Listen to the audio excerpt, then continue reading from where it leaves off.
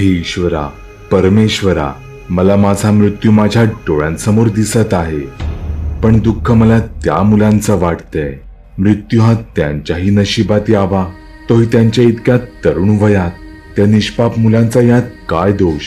त्यांचा ना त्या मांत्रिकाशी संबंध होता ना माझ्याशी. ते तर नकळत या प्रवासात जोडले गेले होते.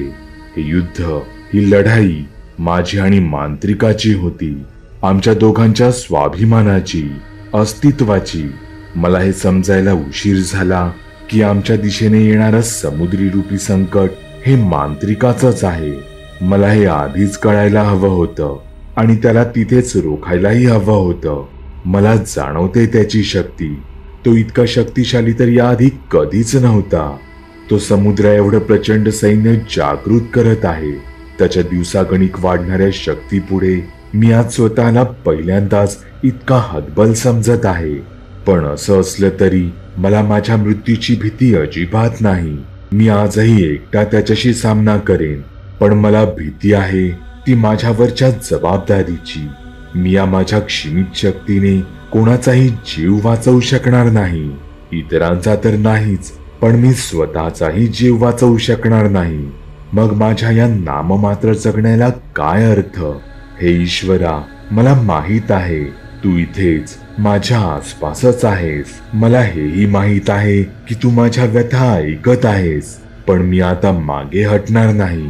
हे माझ्या आयुष्यातील कदाचित शेवटचं युद्धही मी पूर्ण ताकदीने लढेन. मी या सैतानरूपी समुद्रात माझी छोटीशी नाव उतरवत आहे. त्या नावेला तू तुझं बळ दे, जेणेकरून मी या नावेने त्या समुद्राला चिरून पुढे जाऊ शकेन. गुरुजींचा चेहरा लाल झाला होता. त्यांनाही माहित होतं की त्यांच्या पुढे दुष्ट शक्तींचा पर्वत उभा होता. तिथे तो सैतान मांत्रिकाला दिवसेंदिवस अधिक शक्तिशाली बनवत होता. पण इथे गुरुजींच्या तपस्या, मंत्रजाप, सिद्धी कशालाही यश मिळत नव्हतं. आम्ही सगळे फक्त गुरुजींवर अवलंबून होतो आणि गुरुजी मात्र तिथे गुहेत निराशाच्या छायेत अडकले होते. ते तसेच हताश होऊन एका दगडावर जाऊन बसले. त्यांची नजर सहजच बाजूला वळली. तिथे एक बाण चमकत होता. त्याच्या टोकावर सूर्यासारखा आकार आणि मध्यभागी निळा मणी होता. त्या संपूर्ण बाणावर आगीसारखी दिसणारी धुराची छटा होती. गुरुजींनी त्याला सावध स्पर्श केला. गुरुजींचा स्पर्श होताच त्यांना त्यातील असीम शक्तीची जाणीव झाली. त्या अवजाराला स्पर्शास्त्राच्या मंत्र्याने सिद्ध केले होते. त्यामुळे आता ते एक स्पर्शास्त्र बनले होते. एक असे भयंकर अस्त्र ज्या शस्त्राच्या मदतीने श्री मच्छिंद्रनाथांनी भूतपिशाच सैन्याचा एकेकाळी पराभव केला होता. ज्या भूत सैन्याचा राजा खुद्द वेताळ देव होता.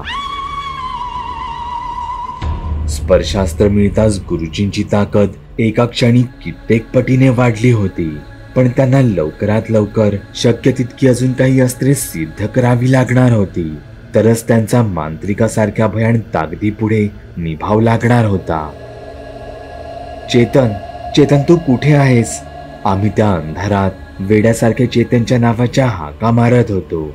पण त्याचा आता काहीच उपयोग नव्हता. मांत्रिका विरोधातील आमचा हुकमी एकाच मांत्रिकाने आमच्यापासून हिरावला होता.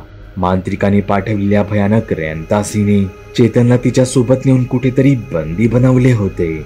याचा अर्थ एकच होता, आमच्या प्रत्येक हालचालींवर मांत्रिकाची करडी नजर होती.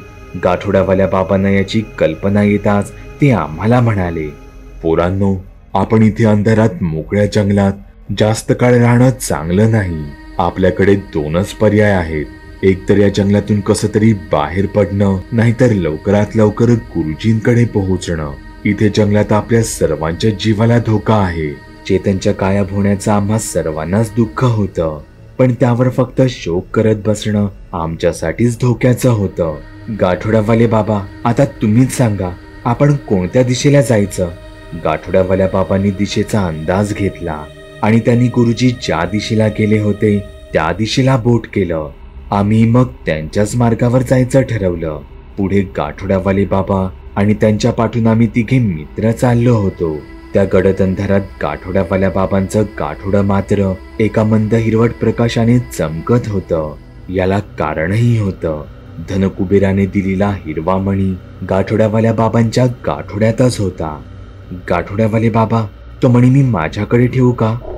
नयनने विचारले. तसं गाठोड्यावाल्या बाबांनी ते लॉकेट काढून नयनला दिले. नयनने लगेचच ते लॉकेट त्याच्या गळ्यात घातले. मी देखील त्याची निरागसता आणि उत्सुकता पाहून मनातल्या मनात हसत होतो. तोच विशालची नजर झाडाकडे गेली. झाडावर एका माणसाचं प्रेत लटकत होतं.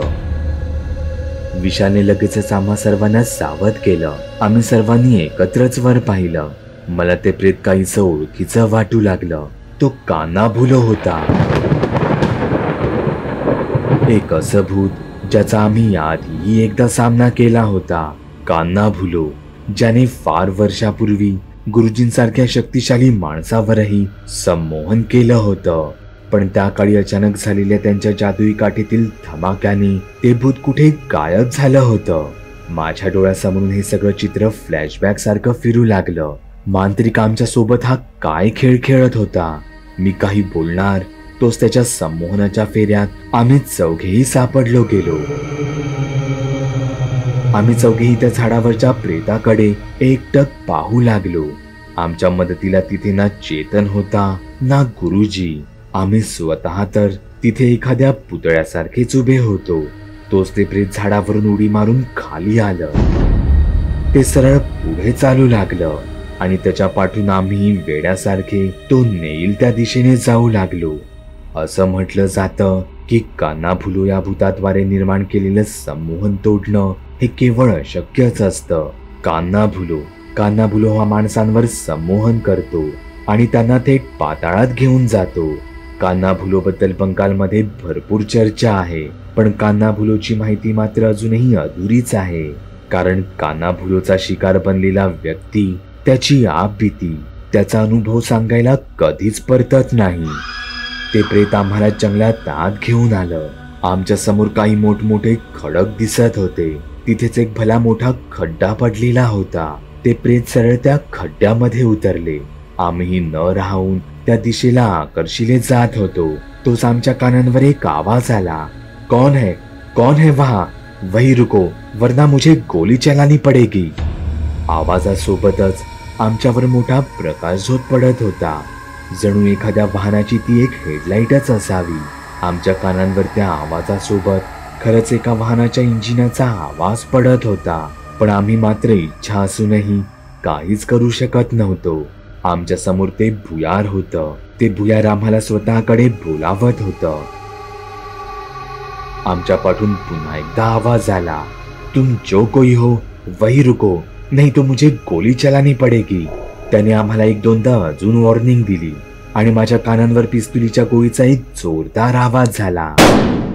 तिथे जो कोणी होतं त्याने चक्क आमच्यावर गोळी झाडली होती. आम्ही ना चोरी केली होती ना कोणता गुन्हा. मग कोणी असं का करेल? त्याही पेक्षा ही गोळी नक्की लागली तरी कोणाला होती?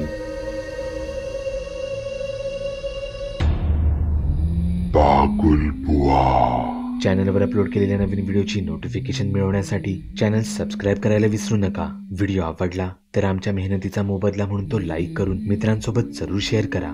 चॅनलवरचे इतर व्हिडिओ पाहण्यासाठी इथे क्लिक करा. तसेच चॅनलवरची प्लेलिस्टही चेक करा. दर दिवशी नवनवीन भूतांचे व्हिडिओ बनवून मी तुमचं मनोरंजन करत राहू याची खात्री बाळगा.